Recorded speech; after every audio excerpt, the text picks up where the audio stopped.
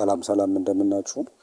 አሁን ደግሞ ከዮሐንስ ወንጌል ምዕራፍ 1 ቁጥር 6 ጀምሮ እስከ 10 ያለውን እንመለከታለን ማለት ነው። እና ቁጥር 6 ላይ ሲናገር እንደዚህ ይላል። ከእግዚአብሔር የተላከ ስሙ የዮሐንስ የሚባል አንድ ሰው ነበረ። ሁሉ በእርሱ በኩል እንዲያምኑ ይህ ስለ ብርሃን ይመሰክር ዘንድ ለምስክር መጣ። ስለ ብርሃን ሊመሰክር መጣ እንጂ እሱ ብርሃን አልነበረም። ለሰው ሁሉ የሚያበራው እውነተኛው ብርሃን ወደ ዓለም ይመጣ ነበረ። በዓለም ነበረ፣ ዓለሙም በእርሱ ሆነ፣ ዓለሙም አላወቀውም ብሎ ይናገራል ማለት ነው። እዚህ ጋር ስንመለከት አንድ ሰው ያስተዋውቀናል። እሱም ዮሐንስ የሚባል ነው። እንግዲህ የዮሐንስን እንደምናውቀው ሁላችንም ሉቃስ ወንጌል ምዕራፍ 1 ከቁጥር 1 እስከ ምዕራፉን ሙሉ ስንመለከት ስለ መጥምቁ ዮሐንስ የሚያወራ ነው። እናቱ ኤልሳቤጥ ትባላለች፣ አባቱ ዘካርያስ ይባላል።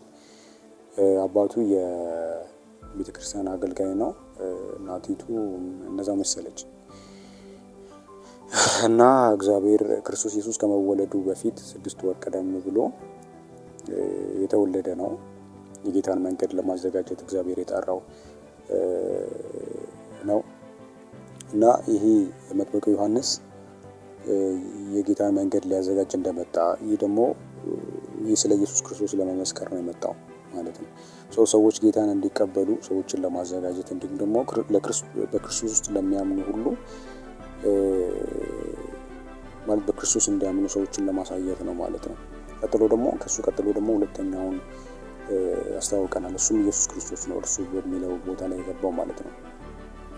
እና ቁጥር 7 ጀምሮ ስናወራው በእርሱ የሚለው ቦታ ላይ ኢየሱስ ብለን ስናስገባ ሁሉ በኢየሱስ በኩል እንዲያምኑ ይህ ስለ ብርሃን የሚለውም ኢየሱስ ክርስቶስ ብለን መተካት እንችላለን። ይህ ስለ ኢየሱስ ሲመሰክር ዘንድ ለምስክር መጣ። ስለዚህ ስለ ኢየሱስ ሊመሰክር መጣ እንጂ እሱ ራሱ ኢየሱስ አልነበረም። ለሰው ሁሉ የሚያበራው እውነተኛው ኢየሱስ ወደ ዓለም ይመጣ ነበረ።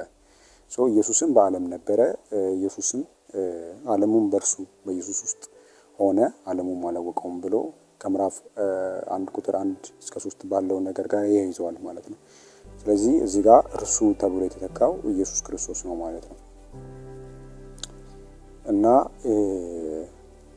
ይህን ይመስላል ጠቅልል ስናደርገው ኢየሱስ ክርስቶስ ከመምጣቱ በፊት መጥምቁ ዮሐንስ የጌታን መንገድ ለማዘጋጀት የውሃን ጥምቀት በማጥመቅ በዮርዳኖስ ወንዝ ያጠምቅ እንደነበረ ማስታወስ ተገቢ ነው። ከዛ በኋላ ደግሞ